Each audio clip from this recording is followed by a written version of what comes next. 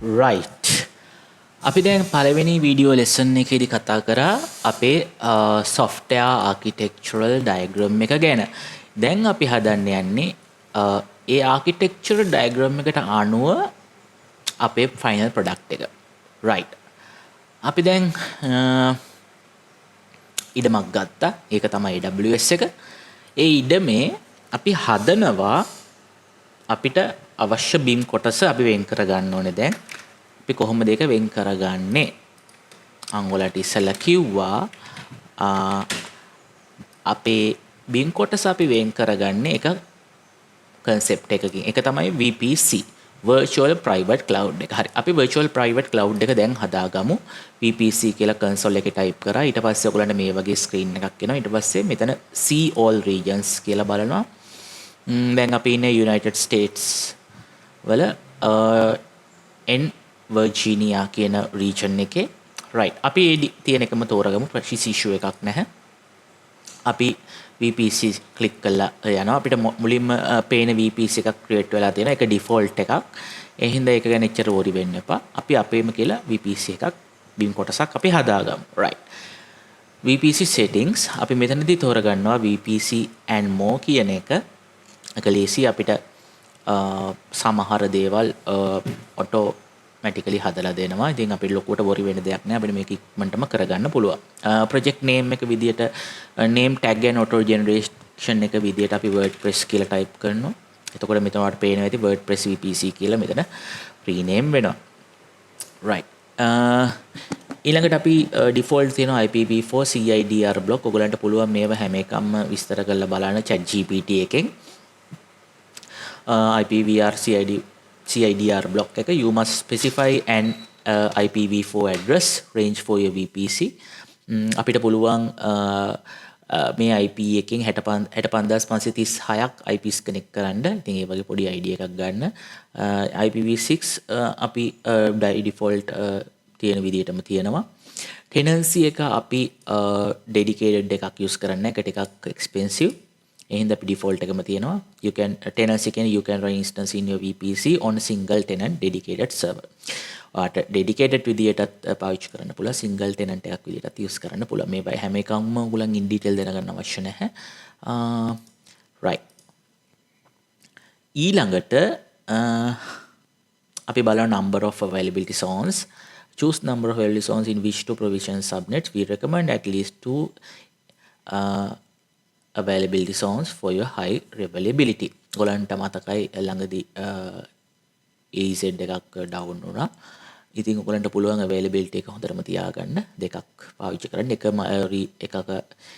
AZ එකක් down වුණොත් අනිත් AZ එක ඒකට උදව් කරනවා. ඉතින් ඒ වගේ concept එකක් කියන එක ඔළුවේ තියාගන්න. number of public subnets අපිට එකක් තමයි හදන්න ඕනේ. ඒ වුණත් මේක දෙකයි තියෙන්නේ. the number of public subnets and we will use right. අපිට අපි දෙකක් දැන් මේ තියෙන ගණන් ටික මෙහෙම විදිහටම තියෙනවා. කිසි ප්‍රශ්නයක් නැහැ. right. private subnet එක අපිට දෙකක් තියාගන්නවා අපි. right. public subnet කියන අපි click subnet is a range of IP addresses in your VPC. You will launch AWS resources such as EC2 instance into subnets. ඔයාලා EC2 instance එකක් හදනවා නම් subnet එකක් පාවිච්චි කරන්න අනිවාර්යයෙන්ම ඕනේ. Use public subnets for web application that need to publicly accessible over the internet. ඔයාලට මම කිව්වා මේ වගේ අපි public subnet එකක් හැදුවොත් ඒක එළියෙන් එන අයට තමයි publicly available වෙලා තියෙන්නේ. එතකොට private subnet එකක් හැදුවොත් කවදාවත් එළියෙන් අයට access කරන්න බෑ. ඒක access කරන්න පුළුවන් මේ ඇතුලේ ඉන්න කට්ටියට විතරයි. හරියට නිකන් ගේ ඇතුලේ අපේ room එකට access තියෙන්නේ අපේ අම්මයි තාත්තයි ඒ අදාළ family members ලට විතරයි. එතකොට public subnet එකකට access තියෙන්නේ අපේ නෑදෑයන්ට එන්න පුළුවන්, අහල පහල අයට එන්න පුළුවන්. කිසි ප්‍රශ්නයක් නැහැ. ඒ වගේ අපේ දොර ඕපන් වෙලා තියෙන්නේ අපේ ගෙදර හැම වෙලෙම සාලෙට. ඒ වගේ concept එකකින් ඔයාලට මේ දේ තේරුම් ගන්න පුළුවන් කියලා මම හිතනවා. right. අපි ඊළඟට මොකද කරන්නේ? right. අපි VPS එක create කරමු. right. අපි VPC එක create කරමු.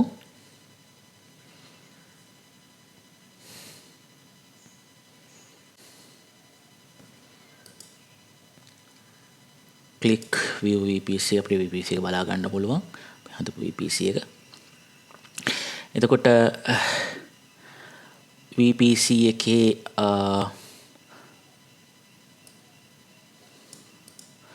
subnets හතරක් අපිට හැදිලා තියෙනවා. ඒ කියන්නේ availability zones දෙකක US East 1A එකයි US East 1B එකයි. එතකොට route tables මෙතන automatically හැදිලා තියෙනවා. ඒ කියන්නේ අපිට worry වෙන්න දෙයක් නැහැ. network connectors දෙකක් තියෙනවා. ඒවත් automatically අපිට හැදිලා තියෙනවා. ඉතින් ඔයගලන්ට මෙතන click කරන් බලන්න පුළුවන්. මේ animate වෙනවා. ඒ හැම route table එකක්ම network connection එකක්ම ඒ වගේ පොඩි idea එකක් ගන්න. ලොකුවට advanced විදියට කැමති නම් Google කරන්න පුළුවන් මේක ඉගෙන ගන්න. මේකේ ආකිටෙක්චර් එක ගැන. right. අපි දැන් create VPC එක අපේ ඉඩම වෙන් කරගත්තා. එන් කරගෙන අපි දැන් අපි බලමු අපේ subnets. මේ subnets අපිට හැදිලා තියෙනවා. අපි කලින් පෙන්නුවේ ඒ ටිකම තමයි. තියෙන්නේ EZ1 එක USC1 AZ1 AZ2 එක ඒ විදිහට හැදිලා තියෙනවා. right.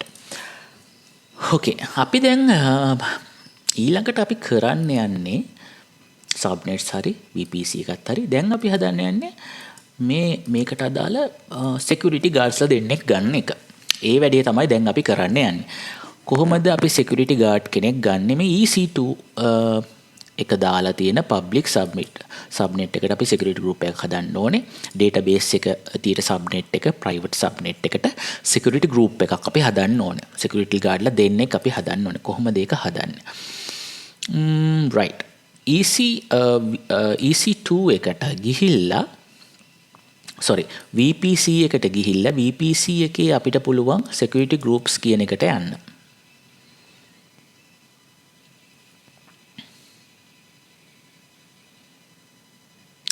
අපි පළවෙනි security group එක create security group ගිහිල්ලා අපි name එක විදියට දෙනවා WordPress EC2 එකට අදාළ security group එක.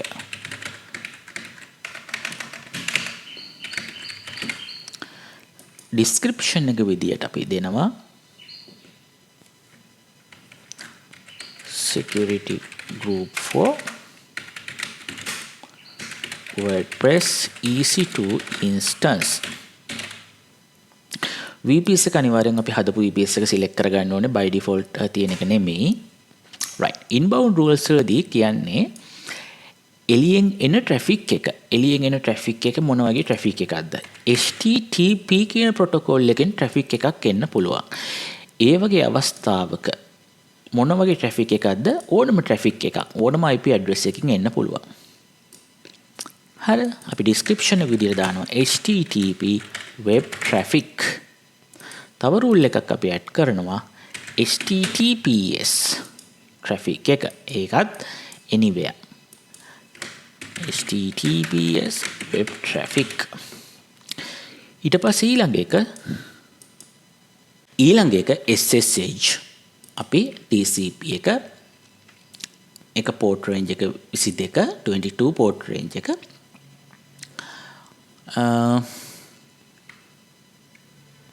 ඒකත් පුළුවන් ඕනනම් අපිට අපේ IP එක අපි SSH පාවිච්චි කරන්නේ server එකට log වෙලා server එක ඇතුලේ script install කරන ඒවා OS update කරන ඒවා වගේ වැඩවලට. එතකොට ගොඩක් වෙලාවට most securable way එක තමයි static IP එකක් use කරන එක. හැබැයි අපි මේ අවස්ථාවේ demonstration purpose එක නිසා ඕනම IP එකක් අපි allow කරනවා. නැත්තම් හොඳම security level එකකින් ඔයාලට කරගන්න ඕන නම් ඔයා static IP එකක් purchase කරන්න පුළුවන්. ඔයාගේ service provider එකෙන් SLT එකේ නම දාන්න විදිහට 1500ක්ද කොහෙද අය වෙනවා මාසෙකට. ඔයාලට පුළුවන් නැත්තම් වෙන service provider කෙනෙක්ගෙන් ඒක purchase කරන්න. නැත්තම් proxy එකක් ඔයාලට පුළුවන් proxy එක through ඔයගලන්ට static IP එක integrate කරලා මේකට තියාගන්න. ඉතින් හරි. ඔකේ ක්‍රම ගොඩක් තියෙනවා. outbound rules මං ඒ විදිහටම තියෙනවා. කිසි ප්‍රශ්නයක් නැහැ. එළියට යන rules මම මොකොත් define කරන්නේ නැහැ. අපි create security group එක click කරලා මේ group එක හදා ගන්නවා. දැන් හරි. අපි මේ මෙන්න මේ subnet එකට අදාළ මෙන්න මේ security group එක අපි දැන් හදාගත්තා. right. ඊළඟට අපි හදන්න යන්නේ RDS එකට අදාළ security group එක. අපි දැන් ඒකත් හදමු. create security group. අපි ඒකේ දානවා WordPress RDS relational database security group එක. description එක විදිහට අපි දානවා security group for WordPress RDS database VPC එක අපි select කරගන්නවා. එතකොට inbound rules එකට හොඳට මතක තියාගන්න Amazon RDS එකට අනිවාර්යයෙන්ම අපි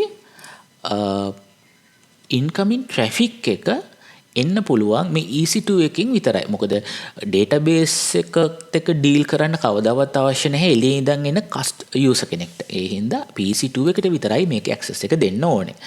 එතකොට add inbound rules වල අපි මෙහෙම define කරනවා MySQL 3306 port එක access කරන්න පුළුවන්. කොතනින්ද? anywhere IPv4 නෙමේ custom source එකක්. ඒ කියන්නේ EC2 එකට අදාළ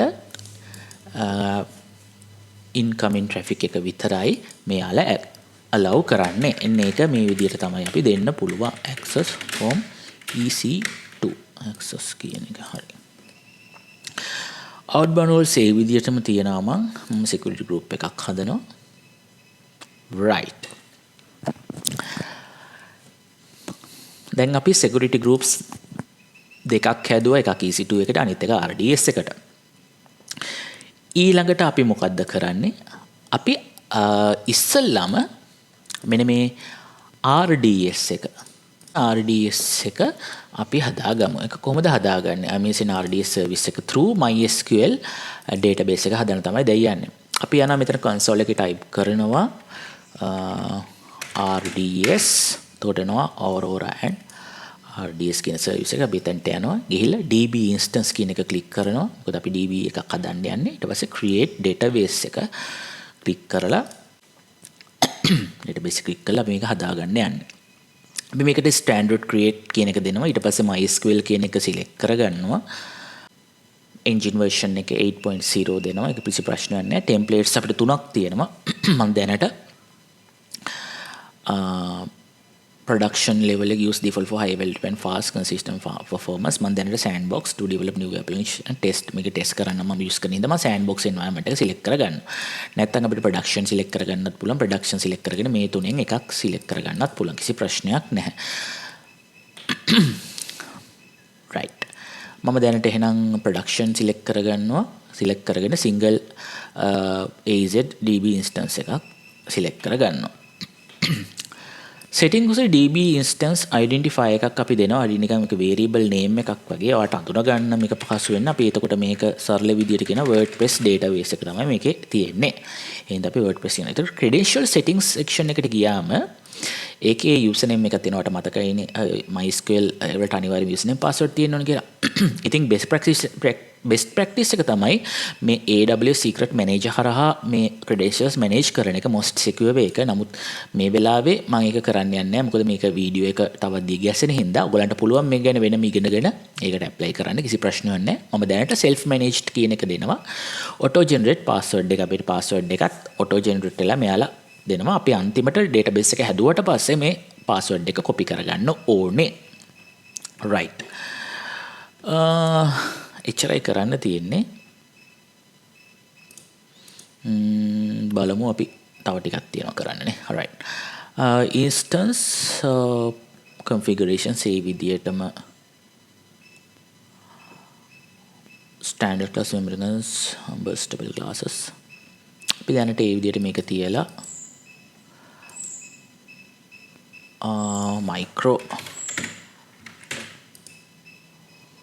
අපි ස්ටෑන්ඩඩ් ක්ලාස් නැතුව මේ විදිහටම අපිට පොඩි එකක් තමයි අවශ්‍ය වෙන්නේ T3 මයික්‍රෝ එකක් ඇති හොඳටම අපි වැඩේට. මෙතන ස්ටෝරේජ් එක අපි අනිවාර්යයෙන්ම සිලෙක්ට් කරගන්න ඕනේ. ජෙනරල් පර්පස් කියන එකට අපිට 200 අවශ්‍ය නැහැ. මොකද මේ හැම එකටම අපිට පේ කරන්න වෙනවා. එතකොට අපි පොඩ්ඩක් දැනට ඩිමොන්ස්ට්‍රේෂන් පර්පස් එකේ හින්දා අඩුවෙන් එකක් සිලෙක්ට් කරගන්න. ඔයාලගේ වැඩේට අවශ්‍ය වෙන විදිහට ඔයගලන්ට පුළුවන් මේකේ ස්ටෝරේජ් එක මේන්ටේන් කරගන්න. right ඊළඟට අපි connectivity එක don't connect to EC2 computer resource අපි මේක select කරගමු. මොකද අපි manually මේක හැමදේම connect කරන්නේ. කිසි ප්‍රශ්නයක් නැහැ. manually කරමු.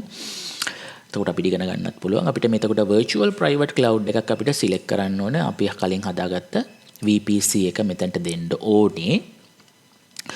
right ඊළඟට අපි කරන්න ඕනේ DB subnet group එක. අපේ DB subnet group එක අපි දැනට හදලා තියෙනවා මට මතක විදියට. right අපි බලමු choose existing one. අපි RDS security group එක select කරගන්නවා. මොකද ඒක ඇතුලේ තමයි අපේ මේ Amazon RD service එකේ MySQL තියෙන්නේ. මේ private subnet එකක් ඇතුලේ ඒක අපි security group එක අපි define කරලා තියෙනවා ඒකේ. ඒ හින්දා RD security group එක අපි select කරගත්තා. right availability zone එක අපි දැනට no preference තියමු. ඔයගොල්ලන් ඊළඟට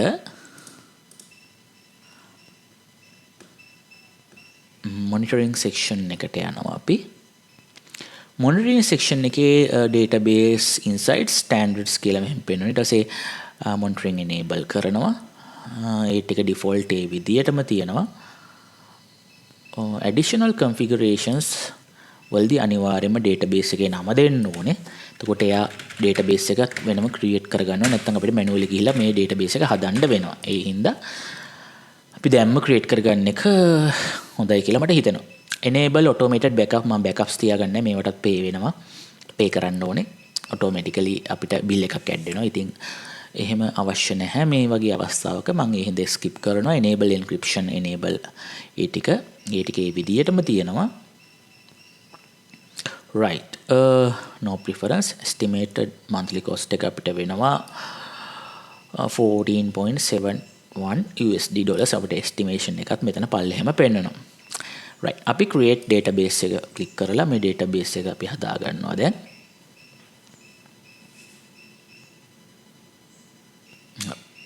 මේක status එක creating කියන status එක එනවා.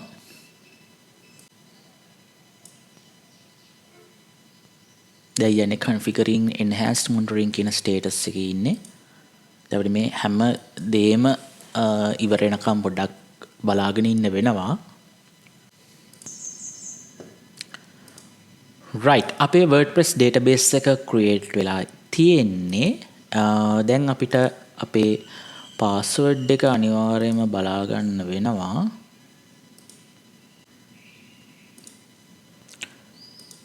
right WordPress database instance එක create වෙලා තියෙන්නේ. දැන් මට මේකේ password එක ගන්න විදියක් තියෙනවා. ඒක හැබැයි ගන්න බැරි වුණා. මම ඉතින් ඒක ආපහු කරන්න තියෙන්නේ මේක modify ගිහිල්ලා මෙතන මේ modify db instance ගිහිල්ලා credentials management වල self manage ගිහිල්ලා auto generate දෙන්න නැතුව මට අවශ්‍ය විදියට my password එක දෙනවා.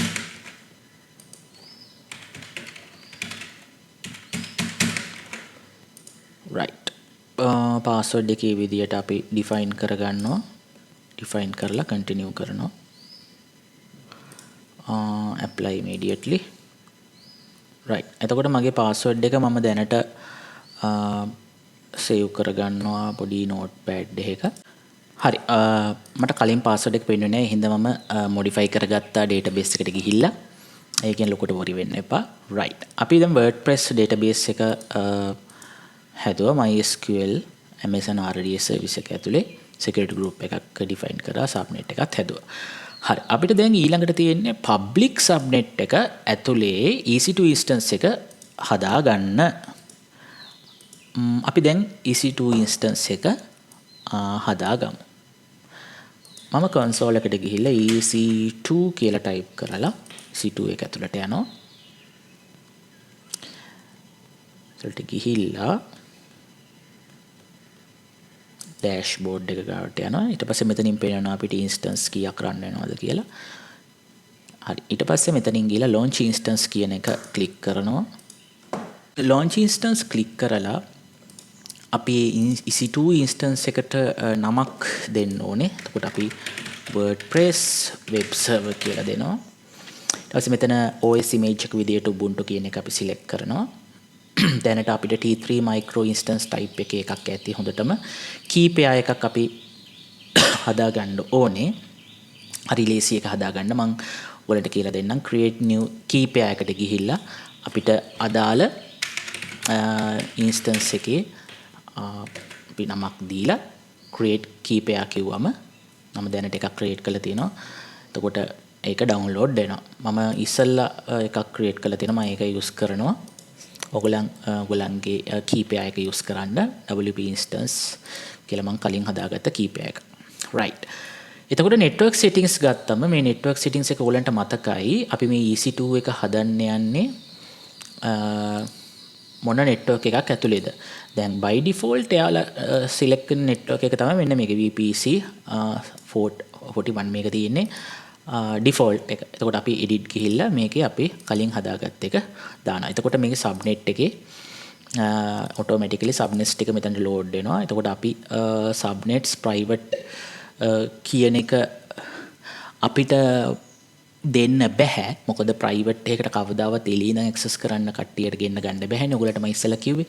එහෙනම් අපි මේක security මේ public subnet එකක් හින්දා මේක අපි public subnet එකක් තමයි use කරන්න ඕනේ. දැන් මේකේ private හරි public one මේ දෙකෙන් එකක් availability zone දෙකක් තියෙනවා. මේකෙන් අපි එකක් තෝරගන්නවා. ඊට පස්සේ මේකෙන් අහන auto assign public IP එකක් auto assign කරන්නද කියලා. එතකොට whether public IP address is automatically assigned to the primary network interface of the instance or assign කරන්න කියමු. එතකොට එයා public IP එකක් assign කරගන්නවා automatically primary network interface එකට.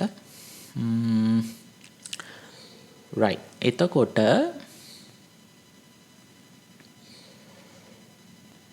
අපි දැනට select existing security group එකක් අපි කලින් වේලස්සෙන් හදාගත්ත ටික එතනට load වෙන්න ඕන. හරි දැන් load වෙනවා අපිට.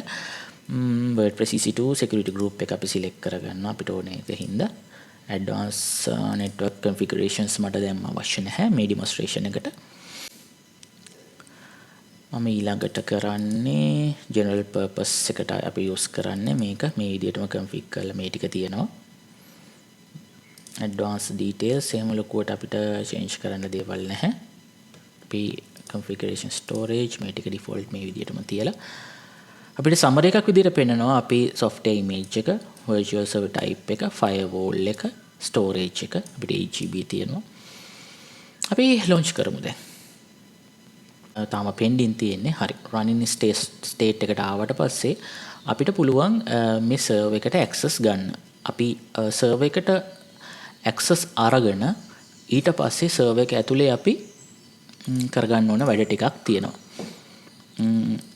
server එක ඇතුලේ කරගන්න තියෙන වැඩ ටික තමයි මේ තියෙන්නේ. අපිට වෙනවා Apache install කරන්න PHP run කරන්න PHP environment එකක්. මොකද WordPress කියන්නේ PHP script එකක්. ඒකට අවශ්‍ය environment එක අපි හදාගන්න ඕන. අපි ඊළඟ වීඩියෝ එකේදී ඒ environment එක හදාගන්න විදිය discuss කරමු.